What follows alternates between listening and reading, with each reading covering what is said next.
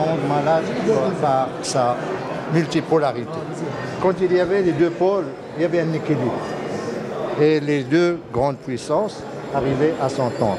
Maintenant, nous assistons à une multipolarité, à plusieurs centres d'influence, de pouvoir, de puissance, et ils n'arrivent pas à s'entendre sur ce que doit faire les Nations Unies, par exemple, ni pour régler les problèmes du monde. C'est un monde également qui est caractérisé par des guerres qui se poursuivent.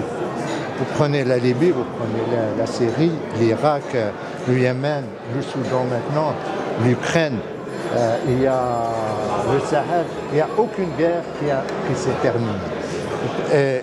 Explication, c'est que le système mondial actuel n'arrive pas à s'accorder sur le type de solution que nous devons apporter à ce monde.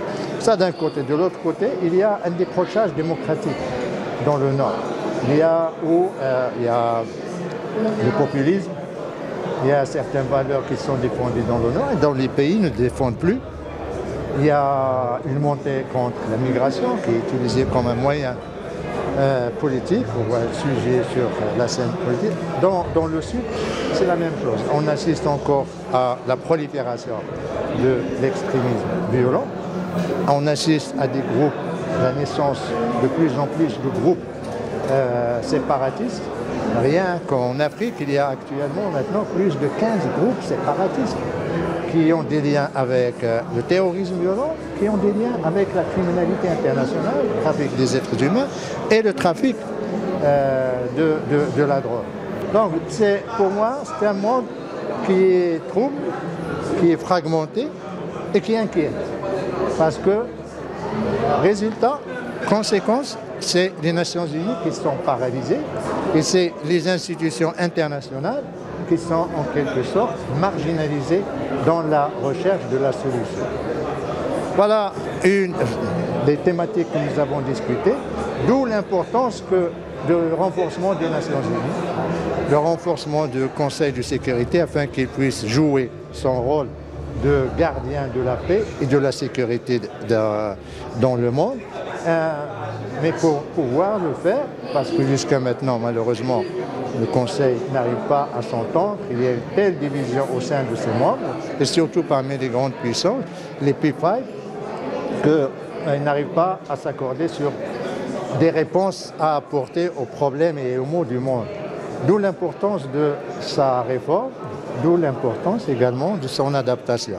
Parce que la composition du Conseil de sécurité tel qu'il est actuellement, il reflète pratiquement la physionomie ou la géopolitique du lendemain de la Deuxième Guerre mondiale, avec quelques réformes qui ont permis d'ajouter quelques morts. Maintenant, nous discutons au sein du Conseil de sécurité, au sein de l'Assemblée générale, des possibilités de réformer, d'augmenter le nombre. Et comme vous savez,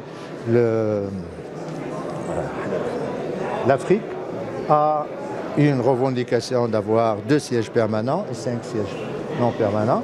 Les membres de l'Assemblée générale ont convenu que l'Afrique a été l'objet d'une injustice et qu'il est temps qu'il soit représenté. Et là se pose le problème, qui représentera l'Afrique?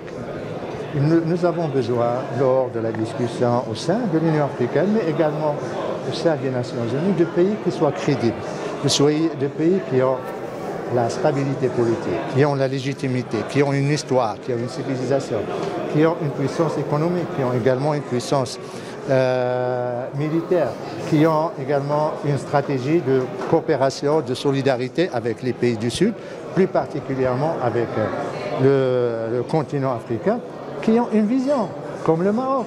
Regardez le dernier message de Sa Majesté le Roi, avec une vision vraiment ambitieuse pour l'ensemble de l'Afrique, pas seulement la façade ouest atlantique du continent, mais également un acte de solidarité avec les pays enclavés du Sahel, de l'Afrique centrale, là où il y a le véritable problème. C'est leur donner cette possibilité d'accéder à la mer. Or, le transport est un véritable problème pour ces pays. Et la liberté de mouvement des personnes et des marchandises permettra et contribuera à la prospérité et au développement de ces pays. D'où l'importance de discuter maintenant, au sein des Nations Unies, sur l'éligibilité. qui sont les pays qui peuvent prétendre ou aspirer à devenir membres du Conseil de sécurité. Parce que discuter de la réforme, c'est une chose, mais la discussion ne doit pas rester dans le bas ou bien dans la discussion diplomatique ou académique, mais également se pencher sur les critères qui doivent permettre et donner le droit à un pays de prétendre devenir membre du Conseil permanent du Conseil de sécurité. Et le Maroc, en tant que membre de l'Union africaine, peut prétendre, selon les critères, selon pratiquement l'ensemble des critères que je viens de citer, et auxquels je voudrais ajouter le rôle que le Maroc joue pour la paix et la sécurité dans le monde, avec sa participation au sein des forces de maintien de la paix depuis pratiquement 70 ans. Nous avons envoyé, avec les Nations Unies, pratiquement une rotation de plus de 100 000 soldats marocains. Nous avons été en Afrique, nous sommes toujours en Afrique. Nous avons été au Balkan, nous avons été en Asie, nous avons été à Haïti. Donc le Maroc a joué, a contribué à sa manière, et surtout avec des actes de courage, il a fait des sacrifices, il a perdu énormément, des dizaines de soldats pendant ces années.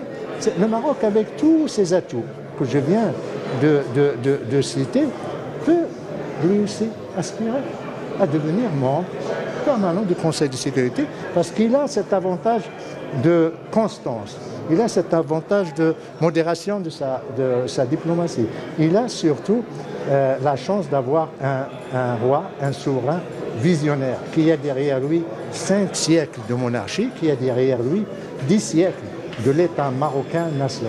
C'est ce Maroc qui a le plus de chances, qui a le plus de droits et de légitimité à briguer, lui aussi, ce siège au sein du Conseil de sécurité, d'autant plus que notre diplomatie a toujours une diplomatie de construction des ponts, diplomatie de compromis, de diplomatie d'engagement en faveur de la paix, de diplomatie de solidarité. Là où les pays ont besoin du Maroc, ben le Maroc est toujours là avec son assistance humanitaire, avec son assistance institutionnelle, avec ses accords, le grand nombre, de centaines d'accords que nous avons signés grâce au voyage, dizaines de voyages de Sa Majesté le Roi en Afrique. Ben, c'est un modèle de coopération, un modèle de solidarité, et ça nous donne tout du sentiment de légitimité de pouvoir avoir cette ambition. Pas pour nous seulement, mais pour l'Afrique, pour le monde, pour la paix. Et le Maroc a toujours été un acteur de paix, a toujours été un acteur pacifique et a toujours été un acteur qui a joué et continuera à jouer un rôle de construction, un rôle positif et un rôle de stabilisateur et de rapprochement, de modération entre les peuples et les nations.